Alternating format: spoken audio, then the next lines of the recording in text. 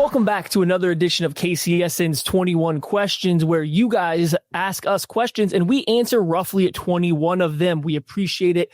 Every single week, you guys that send us questions, we pull them all from the KCSN Discord. Have you subscribed to the KCSN newsletter? You should have got an invite to join the Discord. If you haven't, please let us know and we can get you in there, because that is where we pull most of these questions from every single week.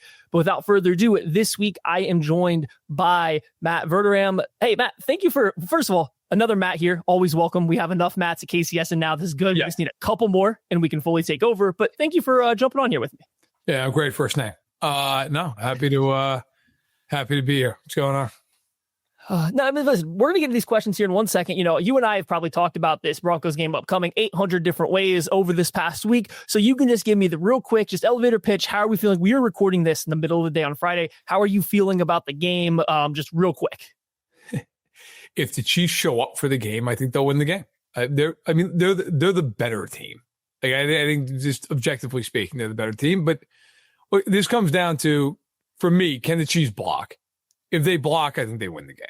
I think Denver to win has to just harass the daylights out of Mahomes. If they can't do that, we've seen Mahomes against a lot of number one defenses over the years, and if they can't get to him, it's kind of over.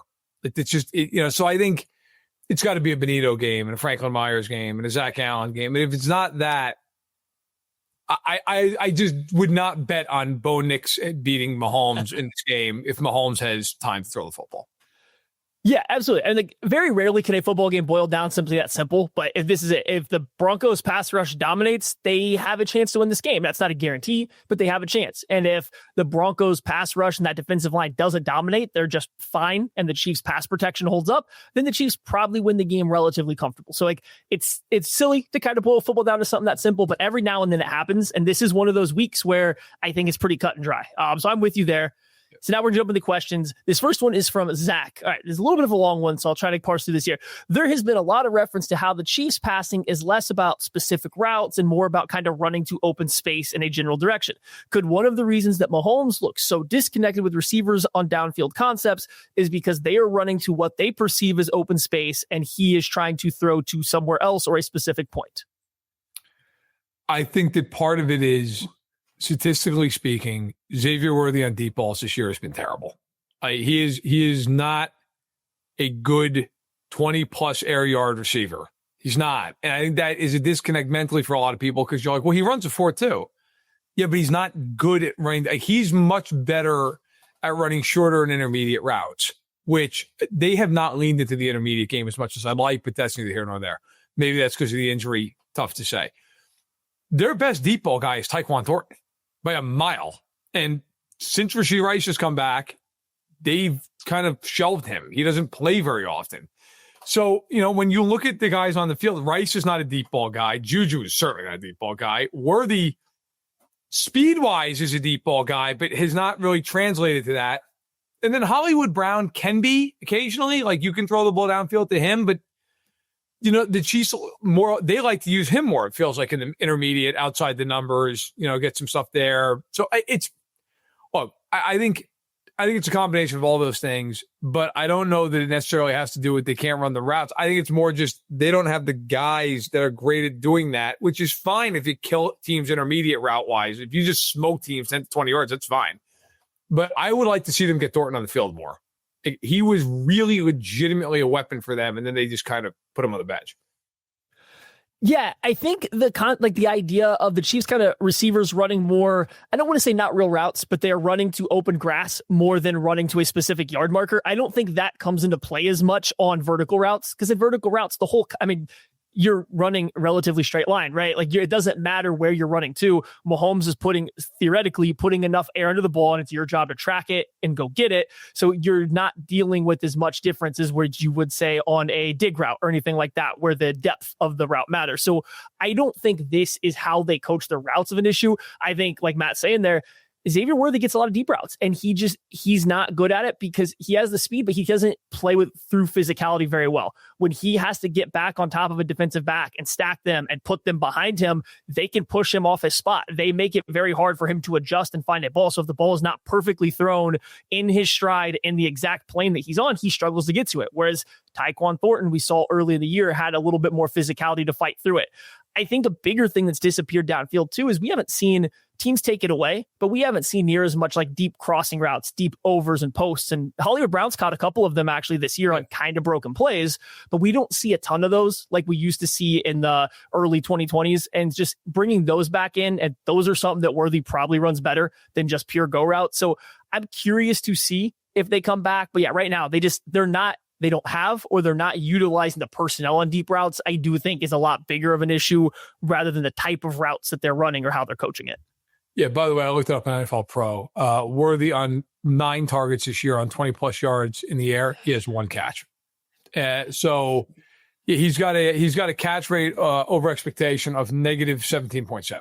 So that's not doing it. And I mean, again, I don't care so much. Like, yeah, you'd love to hit deep balls once in a while. Like New England's been great at that this year. Seattle's been really good at that this year. Those are awesome. But to me, where the Chiefs should be killing teams is that 10 to 20 yard range, especially now with Rice back.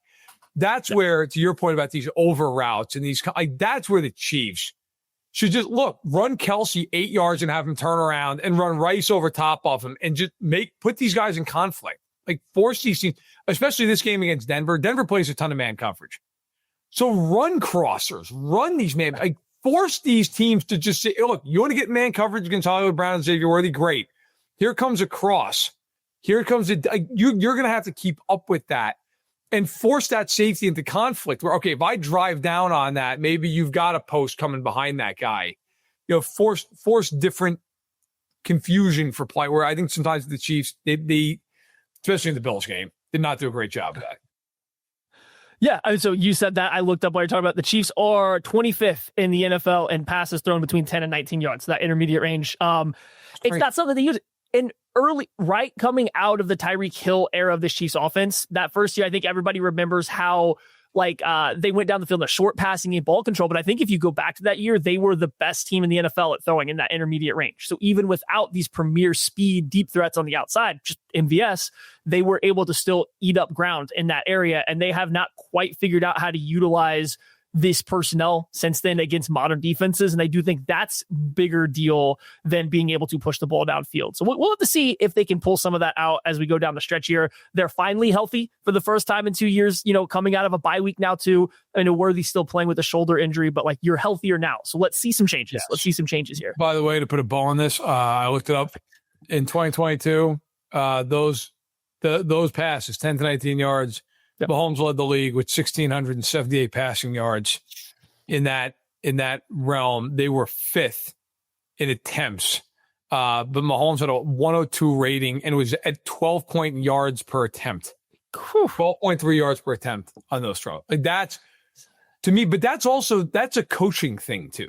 When you're talking about those routes specifically in that area, a lot of times the short passes can be check downs.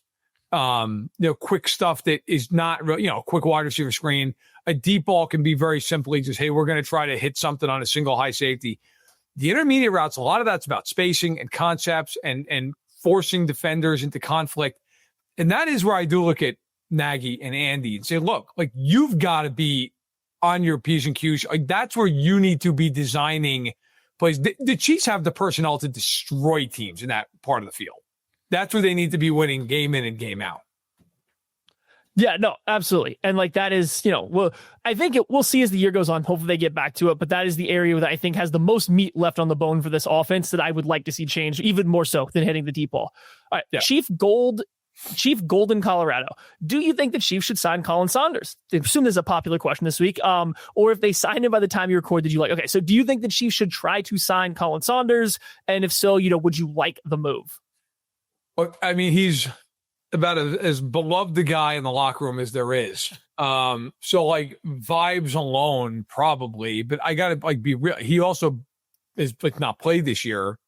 Jacksonville couldn't find space for the guy on the field. Now, You could argue whether or not Jacksonville is the team that should be the barometer for that. But he, in New Orleans, he was fine. Look, I would sign him for two reasons. One, I think he really is a guy that in the room is a positive force. But two, compared to Derek Nottie and Jerry Tillery, he is Aaron Donald. Like, I mean, honestly, if he's alive and breathing, he's better than Derek Nottie. So, I'm all for it, because that's one thing. I don't. You're much more the film guy, Matt, than I am, but that drives me nuts watching these games where the Chiefs will get into Buffalo is a prime example of this. They get into these 1st and 10s where they'll go, okay, we're going to put our run defense on the field. And they put Derek Nottie and Jerry Tillery out there, and you're like, you are 11 on 9. That is not run defense. Like, I understand in theory that it's run defense. That is not run defense.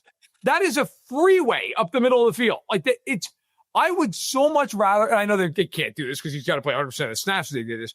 Like, I'd play Chris Jones against the run before I played either one of those two guys at this point. Like, they're done. I think they can't. Jerry Tillery's never been good, and Derek Nottie was good like 5 years ago. Like, it's over. So, yeah, like, I would rather have Saunders and Pinnell inside than Tillery and Nottie. I would. Yeah, I don't know what Saunders has left in the tank right now. His first year in New Orleans was pretty good.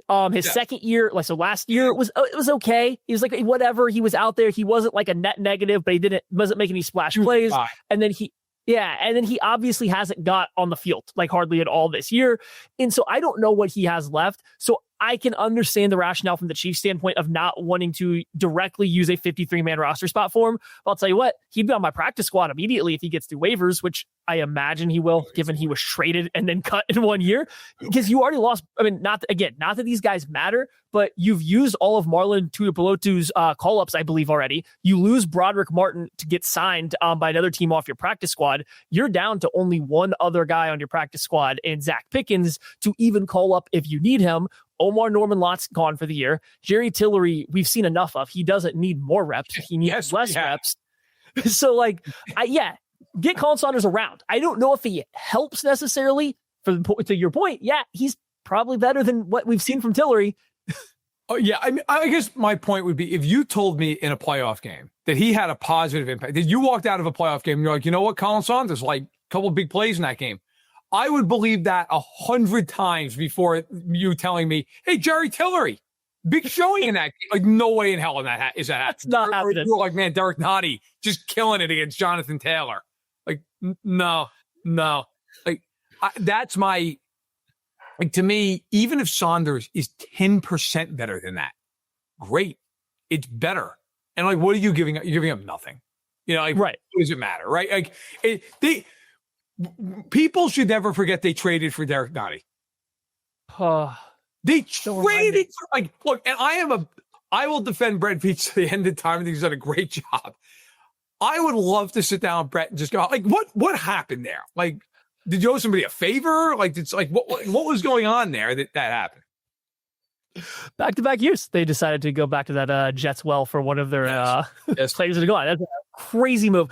I would be happy if they brought Saunders back. Again, I think the practice squad makes a little more sense. I don't think he's got a ton of suitors at this point. No, I would like to see him play, especially as the year keeps going. Come playoff time, come playoff time, if Saunders is either on the roster or you just bring him up to the roster. If he's playing more than Tillery, I would say that's a good sign, and I don't think that's out of the stretch because we've seen we at least have thoughts on Nottie, and whether or not Nottie's been good or bad this year, I think he's been relatively bad. But when he's out there, sometimes it's not always a complete negative. Jerry Tillery, it's been a lot of snaps this year, and I don't think I've seen a single good thing. I can at least find the occasional play where Nottie's like, oh, he's stuck on this block wall, or he held this double team and let Nick Bolton get through the gap free. Not frequently, but occasionally.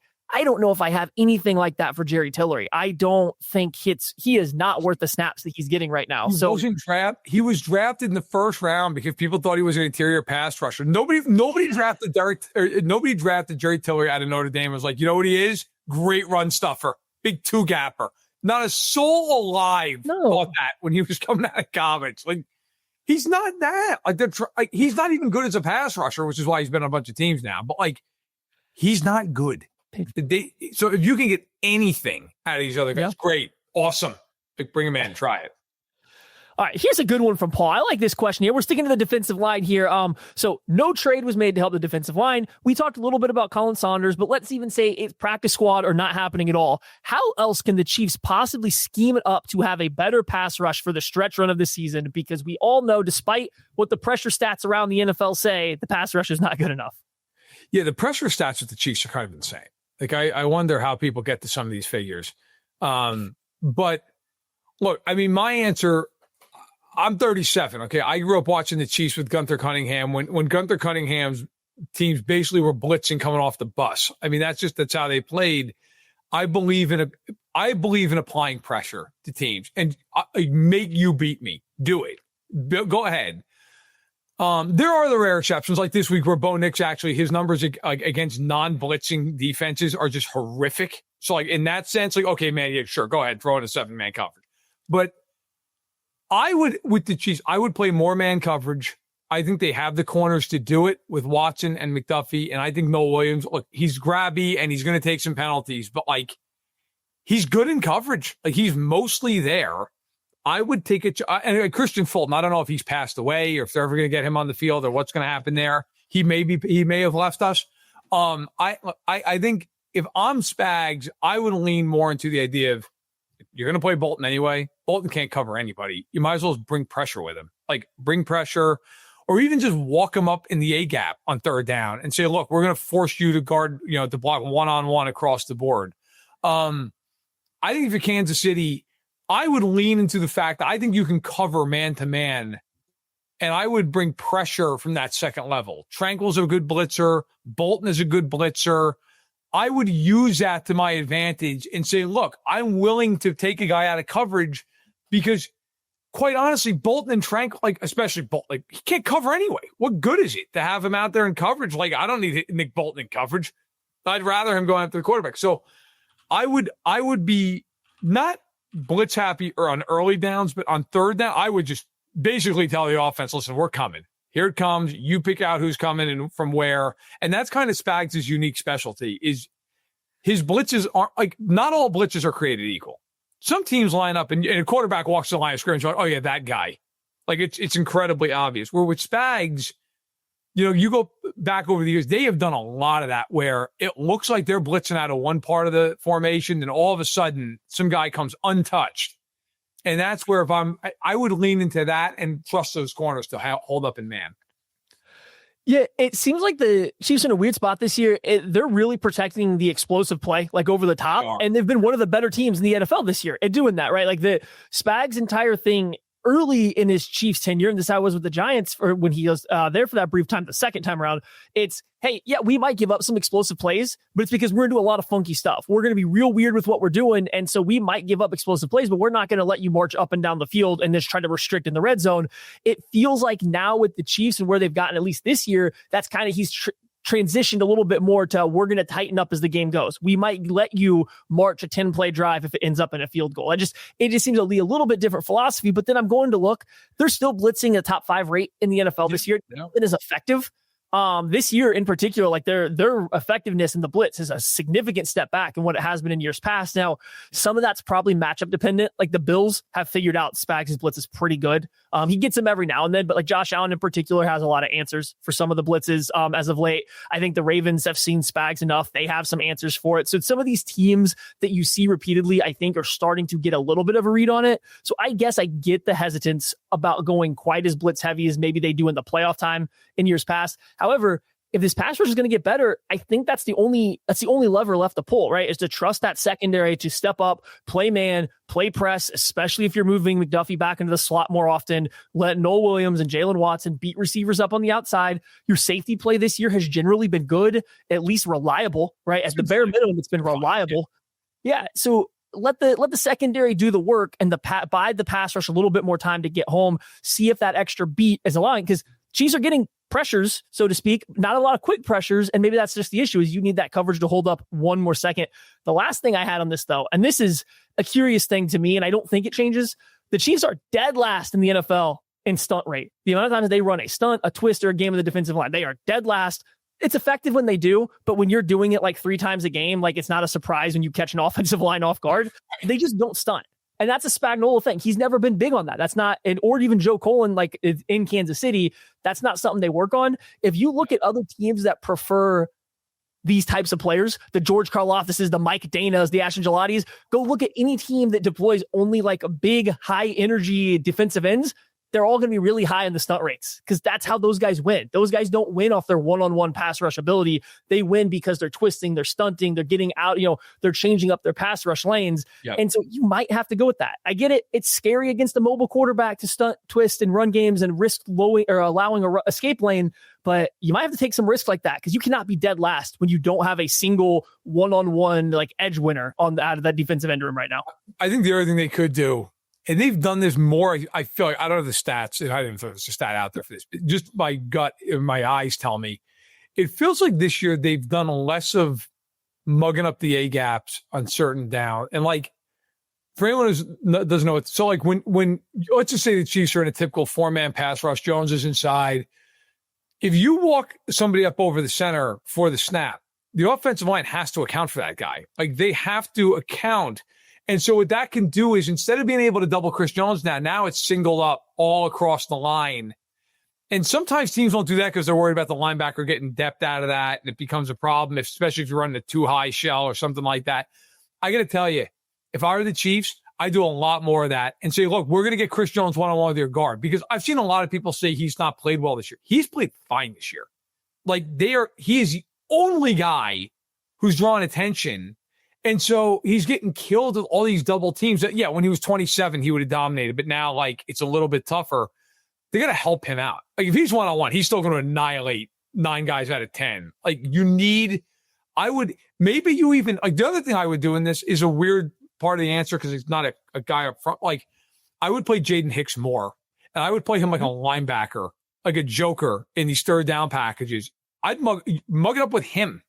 I don't care. Like, that guy can get depth. He can get out of there fast. Like, now I don't know if they'll do that, but like, to me, I was shocked they didn't play Hicks against Buffalo. Shocked. Played 4 snaps that game. Yeah. I thought the whole week, I'm like, well, he's the guy to put on Kincaid. Like, he's the answer. And then they just watched this, like, Drew Frankel looked like me playing against Dalton Kincaid. But I think there are things they can do, but I think ultimately blitz and play more man behind it. Yeah. No, there's a couple different answers there, Paul. We're calling for more sim pressures. We're calling for more blitzing. We're calling for more stunts up front. And now I'm going to be calling all Chiefs fans. You guys could be on the field at the 50 inside GEHA Field for the official coin toss at a Chiefs home game this season. All you have to do is visit Chiefs.com/GEHA right now. You enter for a chance to be on the field for a once-in-a-lifetime view of the pre-game coin toss. You don't get that anywhere else. Plus, you can score other exclusive prizes, so enter for your chance to win at Chiefs.com/GEHA. GEHA is the proud partner of the Kansas City Chiefs, and we're going to take a quick break, and we'll be right back with the rest of your guys' questions. Chiefs Kingdom, what is your favorite touchdown?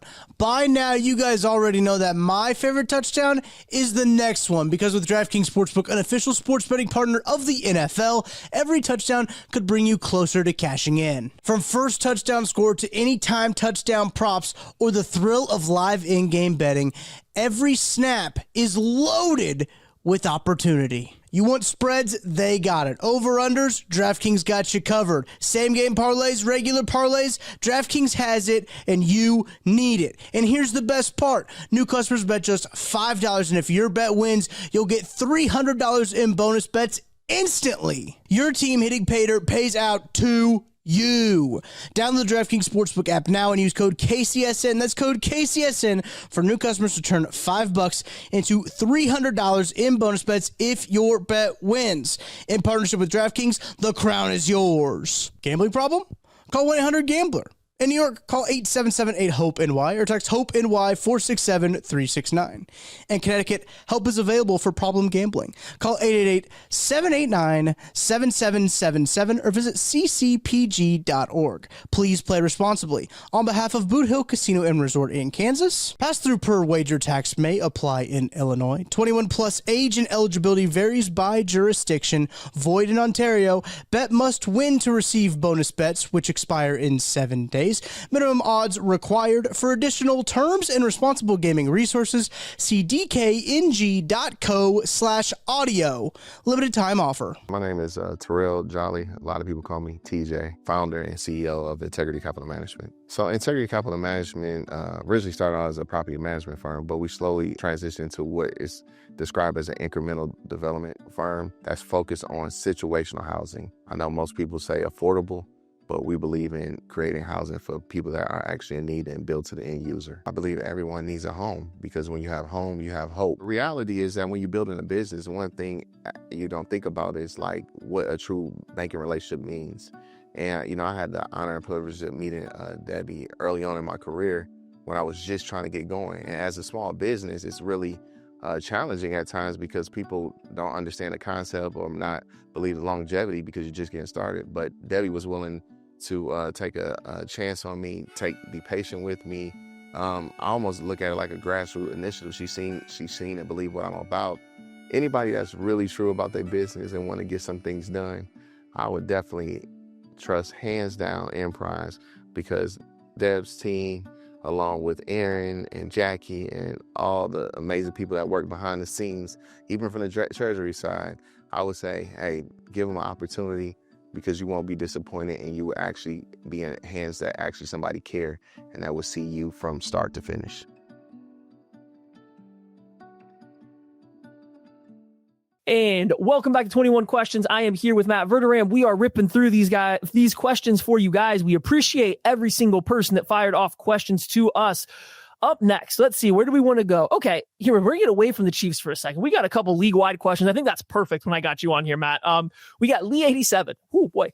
Are you buying or selling the argument that the national pundits are putting out that Deion Sanders ruined Travis Hunter by playing him on both sides of the ball in college and has led to excessive wear and tear on his body, resulting in Travis Hunter being sidelined for the season right now? I'm not buying it. Look, and I'm not the biggest Deion guy in the face of the earth, but I think, to be fair, look, Travis Hunter, he was excellent to the point of Heisman Trophy worthy. I don't have a problem with the way that he played in college. He was incredible. He wanted to do it, and he was able to. I don't have an issue with that. My issue was Jacksonville traded a lot of draft capital to go up to get him. A lot, like 3 spots worth. It cost them a first rounder or a second round? I mean, it cost a fortune for them. Yeah. And it felt like they didn't know how to use him. Like from game to game, it was like, okay, we're going to play him more on offense. Well, now we're going to play him more on defense. Well, in this game, because we don't have Brian Thomas Jr., now we're going to play. It's like, look, like if you're going to make a trade up for a guy who's not a quarterback, that guy you're giving up a first round plus, that guy has to be an elite game-wrecking player. Like, if that guy's not that's a terrible trade. If you're like the only caveat being if you're a team like you're one player away from winning the Super Bowl or something, you're like, all right, if we get this one guy, okay, fine. Jacksonville's not one player away. They were picking 5th. Like you need, to me, if you're going to draft him, he's got to be this like two-way star. He really does. Because I don't care how good he is as a receiver, unless he's Calvin Johnson, he's not worth what they traded for. So, no, I don't blame Deion. I thought Jacksonville's way of using it felt like they never really settled on the best way to use him. And I think the injury was just unfortunate and dumb luck. But I didn't like the way Jacksonville went about it in year 1 with him. I think they've got to come back with a much better plan of how they're going to use this kid to make him worth the capital they gave up. Yeah, it's interesting because I don't think this is a contact injury, right? Like this wasn't because he was getting hit too much or having too much physical contacts. Like at this point, we were getting mad about the amount of reps he's playing. But I think even if you combine his reps, it's not like he's playing an asinine amount of reps. It's not like he's playing it's not like he's playing more than most cornerbacks that play every single snap or anything like that for the Jags. So I don't think you can blame Deion of that. And obviously, like from the little bit that I have heard people that have talked to Travis Hunter, it was 100% his choice and him pushing to play both sides of the ball. So like, it wasn't like Deion was asking him to. It was allowing maybe, but like when you're at Colorado or, and you have him coming in there from Jackson State and he's like, hey, I'm a 5-star. I'm the best player in the country. You want to let me play both ways. Are you really going to say no? Like, are you really going to tell that guy no? That's kind of uplifting your program that much. So not really. I'm with you. The burden goes on the Jags because they don't know what they're doing. He gets in there, like, hey, he's in a practice offense. He's going to be in the offensive meeting rooms, and we might use him as a cornerback sometimes. Okay, that's fine. That's what you want to do. That's fine. You have a plan. Oh, wait, the next month, we're going to actually have him play at cornerback now and only be in on third down packages on offense. Oh, that's different than what you just said. But okay, if that's the way you're going now, that's cool. Week 1 rolls around. Oh, we like his playmaking ability on offense. So we're going to try to get him more involved there, which means he's only going to play in the slot on defense. Wait, we were now changing his role for the third time as a rookie. Like, they clearly didn't know how they wanted to use him, even when they made this trade up. They just wanted to trade up for a talent. Semi-understandable, but if you're an NFL team, you got to know how you're going to use that player, or it makes no sense. And I just don't think they have any clue what they want to do with him, let alone like how they're going to use him week in and week out. So like I think the issue is more with what Jacksonville has done, more so than with anything Dion or anything like physically wrong with Travis Hunter. Yeah, I mean, by the way, to your point, like Travis Hunter this year, total offense and defense has played 486 snaps. Jamar Chase has played 527. Like it's not like they're playing him 100% of the snaps on both sides of the ball here. Like they weren't. He only played the Colorado thing. He only played 36% of the snaps on defense this year.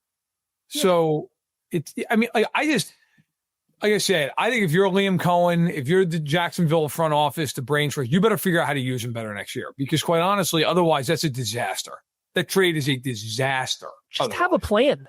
Yeah, just have a plan. Even if it's wrong, at least you have a plan, right? Like have something you're trying to do. Don't wishy-wash and change it every week. I think that's bigger issue than it not working is just changing it week in and week out. I'm like, oh, he's a defender this week. He's an offensive player this week. Like you got to give him somewhere to get stable and then you build it out from there. And it's just, I don't think they ever provided that.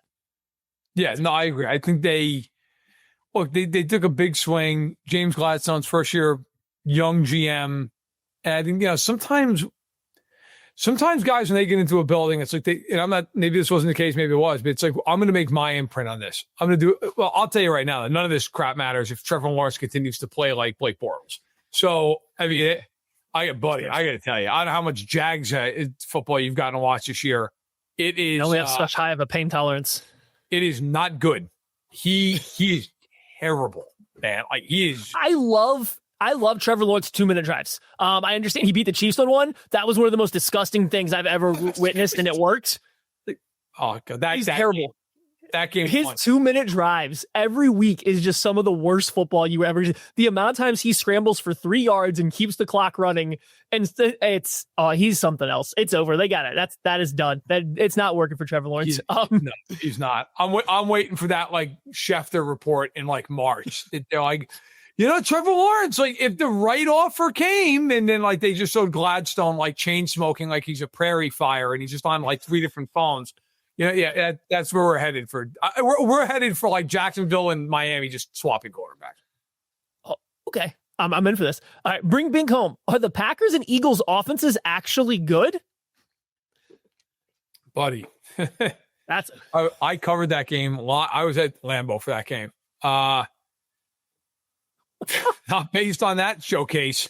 I think so. There's 2 different. My answer would be, I think Philadelphia's offense can be good. I think Green Bay's offense took a mortal wound when Tucker Kraft got hurt. Like that, so they're without Jaden Reed right now. He broke his collarbone week 2. He's still out. Jaden Reed is their best receiver.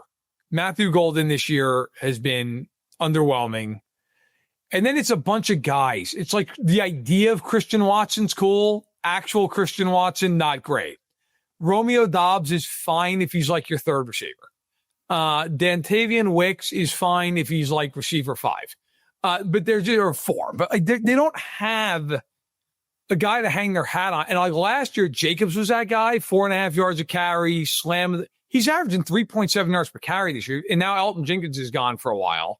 And he's their best offensive lineman along with Zach Tom. Like it's just a lot of people in Green Bay want LaFleur gone. And I got to tell you, like, what is he supposed to do with this? Like, I don't know what, there's just not a lot of meat on that bone. Now with Philly, the way they coach that offense to me is insane. Like, I don't understand. I was charting it during the game. It was like 3rd and 8, 3rd and 10, 3rd and 9, 3rd and 12. And it was just the most give up. We're just going to run a draw. We're going to run some little quick out to Devontae Smith. Like, you've got weapons all over the place. Like, try. But I think AJ Brown is like at his wit's end. And the other thing is they got to figure out how to get Barkley going, man. Because Barkley is not. I mean, Barkley went from being like the best back you've ever seen in your life to barely averaging 4 yards a carry most games. Like, it's that to me is the secret with Philly. If they can get him going, it'll unlock everything else. If they can't get that going, then they're kind of stuck in the mud. Yeah, they're oddly similar offenses for different reasons, I guess. Like, right. So with the Packers, they lose their two most reliable receiving options, like your safety blankets, right? Jaden Reed and then Tucker Kraft. Once they both go down, yeah, Dubs is fine, but Christian Watson, Matthew Golden, Luke Musgrave, any of the whatever Melton brother they have out there, like none of those guys are Devontae and Wicks. None of those guys are like reliable, right? These are like fun guys to have, but none of them are reliable. So you lose any reliable pass catchers for a quarterback who I think already plays on like razor thin margins in Jordan Love, who can make some phenomenal plays. But boy, I don't know if he ever really knows the risks he's taking. I think he just does stuff. And it's like you lose the reliable guys, and now you're dealing with those pass catchers with Jordan Love. I can understand why that offense is a slog. And then the offensive line taking a little bit of a step back this year, especially in the run game, has led to a lot of third and longs and inconsistency. And then that's where I think you get the parallels to Philadelphia. The offensive line's taken a step back this year. It hasn't been as good as it has been in years past. And so now you have Barkley coming off a year where he touched the ball a ton, and most running backs a year after they touch the ball a ton do take a significant step back. That wear and tear adds up, but he's getting hit, like not downfield. Like the amount of yards before contact that Philadelphia is allowing is significantly lower than it was last year. And so you combine that with Barkley not busting off the 50-yard runs at every other game clip at this point, and the run game is a little bit stagnant. And that leads to both these teams getting in so many third and longs and not really having great answers. I do think Philadelphia is positioned better with their lack of injuries, like Green Bay has, to open it up and really throw the ball. But Sirianni said something real interesting. He's coaching tight offensively. Like, he doesn't want to put this offense at a risk to turn the ball over. No. And like, I think that's what sticks to me there is like, he's coaching real tight on the offensive side. Like, he doesn't want to let Hurts, and maybe it's not even specifically Hurts. He just doesn't want to let the quarterback get turnovers or throw the game away a little bit. And I think that tightness is really going to catch up to him. I thought as you're saying it, because I agree with you, Matt, 100%. He's coaching the Eagles like Sean Payton is coaching the Broncos, which is wild when you consider like Jalen Hurts is actually a quarterback. Right. I was talking to on my pod. I was talking to Mike Tenier, who now does his own Substack, but he's worked all over the place. And Mike was saying, like, he said something I thought was really interesting and really accurate. He said the Broncos are one of the few offenses in the league that can starve themselves on completions, because everything is just so short and so like prepackaged. And oddly, like the Eagles turn into that sometimes, where everything is so condensed. It's like you have Devonta Smith and AJ Brown, like just run a 9 route, man, and whale it. But they've been very conservative. They're the opposite of what we've seen out of like Seattle this year, where Seattle is very much like, hey man, every blade of grass is, especially now with Shaheed there. But yeah, Philly, I do think they have the higher ceiling than Green Bay's offense. But yeah, neither one of them is operating very well right now. No, they're not. And yeah, hopefully neither one of them turn it around. That'll be fun. All right, here we go. On the Tucker ass scale, how ass is Bo Nix? Okay, so there's a lot of levels of we went over this, Tucker and I, in the last pod for like 10 minutes.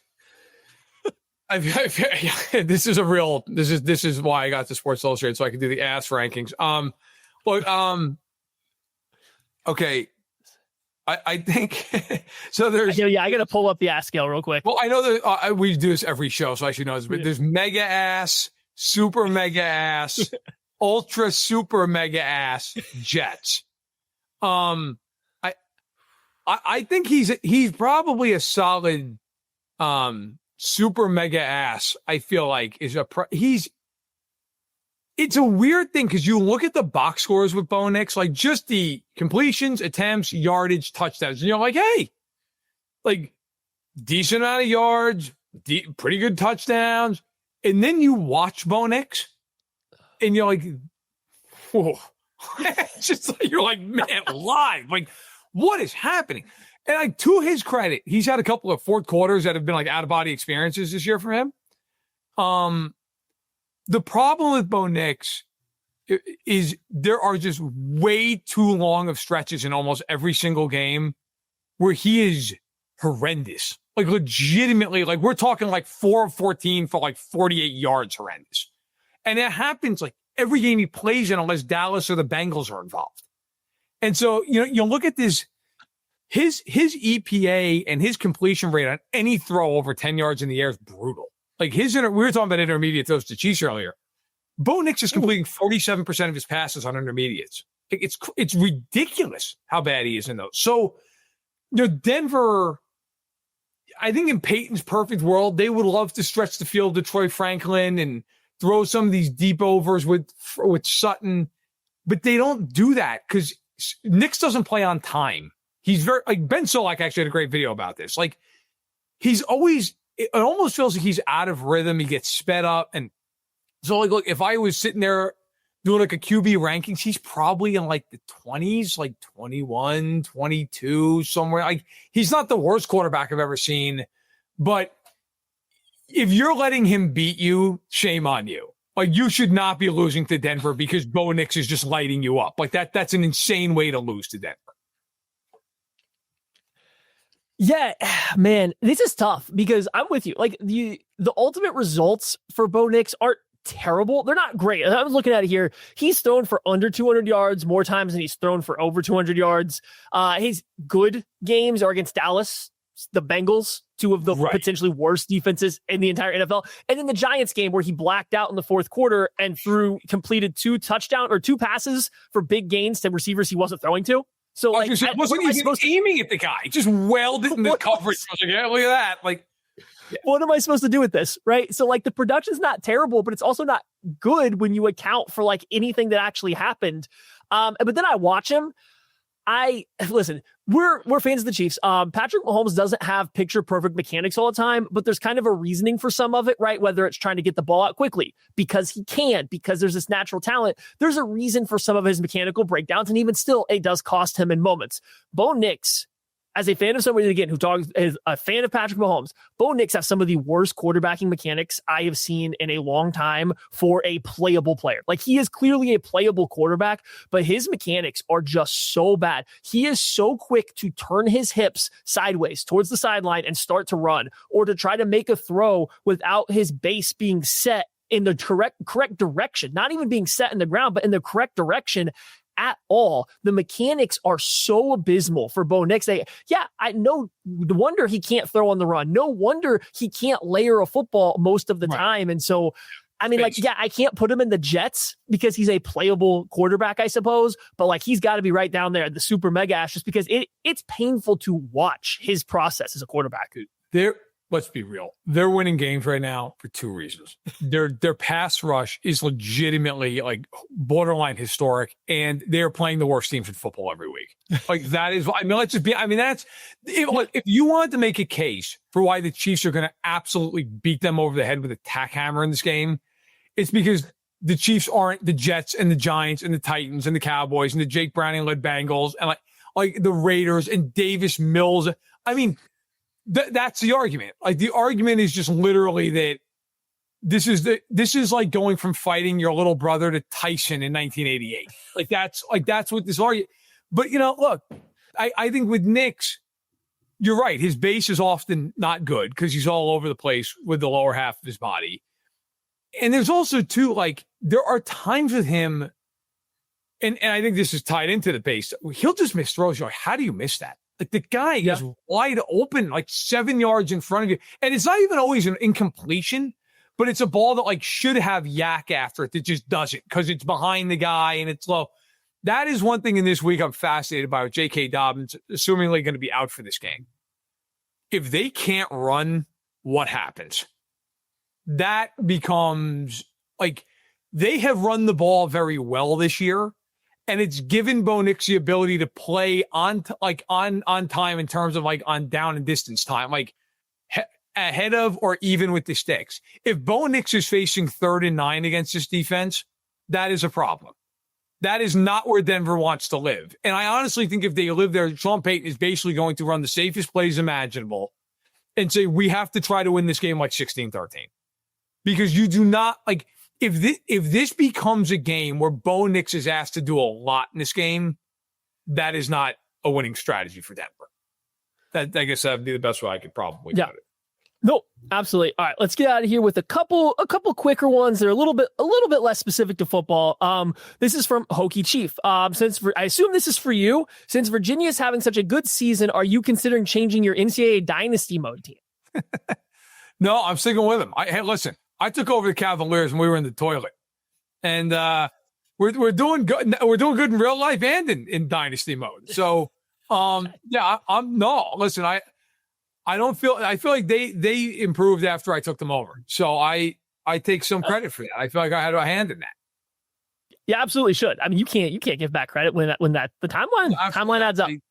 No, they followed me. It wasn't the other way around. Tank the Frank. Out of any college game you have watched this year, who has been your favorite player to watch so far? I'll let you think about it for a second because mine's pretty easy for me, just pure fun. Cassius Howell, defensive end from Texas A&M. I think a lot of people are Chiefs fans, that are listening to or not Chiefs fans, but Missouri Tiger fans that are listening to this, and unfortunately saw him just play the Tigers. But even before that, like a pass rusher that has burst, bend, the ability to put their foot in the ground, flatten, low to the ground, and turn towards the quarterback. It's a different dopamine hit as a pass rusher, as a football fan, that you don't get from everybody. And just watching him rush this year consistently do that, he's probably been my favorite watch. Is just watching him rush off the edge like a Von Miller back coming out of college. Not he's going to be that player. No, don't get me wrong, but just like kind of looking like that with the bend and the burst. It's a lot of fun. I would go with Jeremiah Smith of Ohio State. Yeah. He's that dude is unbelievable, man. Like watching him, not fair. And he's a sophomore. The guy last year had 1,300 yards and 15 touchdowns. And you're like, well, he can't possibly be better than that. And now this year, he had 76 catches last year. This year, he has 65 catches for 862 yards and 10 touchdowns. It's that guy. To me, like, very rarely do you watch a receiver and just go, that guy is a top 5 pick all day. Like when he comes out, that dude is a top 5 pick all day long. He is any way you want to play. He's got, I think, more physicality in his game than some people give him credit for. He's fast. He's got great body control. His hands are, he is the total package. And it feels like Ohio State just turns these guys out, man. Smith and the Jig, Ibuka, Harrison. They are just everybody that comes out of there. Even Harrison, I know he hasn't been quite what people thought, but it's not like he's been a disaster. He's still a decent player. No. It's just, the Chiefs need to start drafting every Ohio State receiver possible and just hope for the best. Really? Carnell Tate, come on down. Jeremiah Smith's like watching Julio Jones in an offense that knows how to actually use that kind of receiver, right? Because back then when Bama had him, it was like, hey, we have a run game and we're going to throw you a lot of passes, but only you, and it's not going to be like that cool. It's just going to be we're throwing you the ball as the X receiver. Yes. And that's what I see when I watch. That's Julio Jones with a team that knows how to use them. All right, last two. Lee asked how your back is doing. Let's check in on you. Appreciate that. My back is good, Lee. Thank you. Yeah, my back thankfully is very good. Yeah, I had 3 bulging discs for 9 months, 10 months, and then finally just bit the bullet and had surgery, and they shaved down one of the discs, and that was back in June. But the back's good, man. I played. Played 5 hours of pickleball yesterday, so I'm standing there. I'm fine. Well, right after some traveling out to Lambeau too. So yeah, you're feeling all right. I went home from Lambeau at 4 a.m. I went to sleep. I woke up, short rest, played for a while. Yeah, hey man, listen, I'm old now. I play pickleball, and I consider it a sport. Because I'm old. So that's it. And our last one is from Iced Pirate. What is the most heinous fast food thing you have eaten within the last year? I'm not a big fast food guy, man. As I say, I have a Potbelly drink in my hand. But in terms of actual go through the drive-through. Yeah. Man, I don't really if I go to a place to eat out, and it's not like a sit down restaurant. I'll usually go somewhere that's somewhat respectable. I think Potbelly or Chipotle or something. And I try to eat reasonably well. Until I have a good sandwich. I would probably some ridiculous night after a few drinks, going to Taco Bell, and you just get just some just cheesy tortilla crunch at 9 a.m. I'm sure I've done that once or twice in the last year, but I'm not a big. Very rarely do I go through a drive-through. It's not my. I feel like if I go through a drive-through, there's no chance that it's healthy. So I'm at least if I go in there, I can get like a grilled chicken sandwich and like, hey, like get like a diet or a soda or whatever. Back in the day in college, It's a different story. long conversation. There's a lot of late night things that are still got to find it open. Yeah, I don't eat fast food hardly ever. If it is, it's because the kids want to stop there and we're on like a road trip, and I can't convince them to wait the extra 35 minutes to go to a Chipotle or just a sub sandwich place. But even then, I still almost always steer them towards Chick-fil-A. And like Chick-fil-A is not good for you, don't get me wrong, but like I'm not going to feel bad about eating a spicy chicken sandwich from Chick-fil-A. Every now and then. It's like, I don't have anything I don't particularly heinous that I would do.